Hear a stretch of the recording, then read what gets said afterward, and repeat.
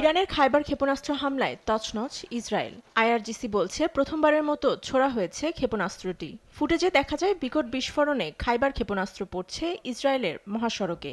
এছাড়াও ইসরায়েলের বিদ্যুতের ঘাঁটিতে ঘটেছে বিকট বিস্ফোরণ। এতে সাময়িক সময়ের জন্য বন্ধ হয়ে যায় বিদ্যুৎ সরবরাহ। যুক্তরাষ্ট্রের হামলার পর এবার ইসরায়েলও হামলা চালিয়েছে ফোর্দো পারমাণবিক কেন্দ্রে। এমনকি তেহরানের ইভিন জেলখানায় হামলা চালায় আইডিএফ।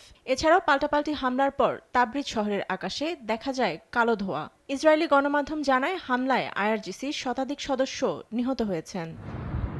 ইরানের উপপররাষ্ট্রমন্ত্রী সাইদ খাতিবজাদে জানিয়েছেন ইরান শেষ মুহূর্ত পর্যন্ত লড়াই করতে প্রস্তুত।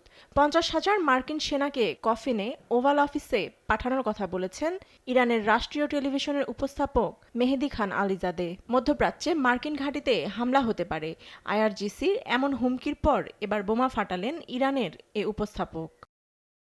অন্যদিকে দ্রুত যুদ্ধ শেষ করতে চায় বলে ইরানের কাছে বার্তা পাঠিয়েছে ইসরায়েল। ইসরায়েলি টেলিভিশন 12-এর এক প্রতিবেদন অনুসারে আগামী কয়েকদিনে অপারেশন রাইজিং লায়নের মাধ্যমে নির্মূল করা হবে ইরানের পারমাণবিক কর্মসূচি। ইরানের পররাষ্ট্রমন্ত্রী আব্বাস আরাকচি সোমবার মস্কোয় প্রেসিডেন্ট ভ্লাদিমির পুতিনের সঙ্গে বৈঠকে বসেন। এ সময় ইরানের বিরুদ্ধে আগ্রাসনকে ভিত্তিহীন বলে ইরানের পাশে থাকার প্রতিশ্রুতি দিয়েছেন পুতিন। সহায়তা চেয়ে খামেনির লেখা একটি চিঠিও এ সময় পুতিনের কাছে পৌঁছে দেন ইরানের পররাষ্ট্রমন্ত্রী। চলমান ঘটনাবলী সম্পর্কে আমাদের অবস্থান সুপরিচিত। রাশিয়ার পক্ষ থেকে পররাষ্ট্র মন্ত্রণালয় স্পষ্টভাবে জানিয়েছে, জাতিসংঘের নিরাপত্তা পরিষদে আমরা যে অবস্থান নিয়েছি তারই প্রতিফলন হবে। বৈঠকে আব্বাস আরাকচি বলেন, রাশিয়া ইতিহাসের সঠিক পক্ষে আছে।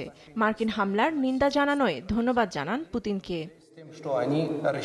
ফাতেমা তাসনিম, নিউজ ডেস্ক, দেশ টিভি।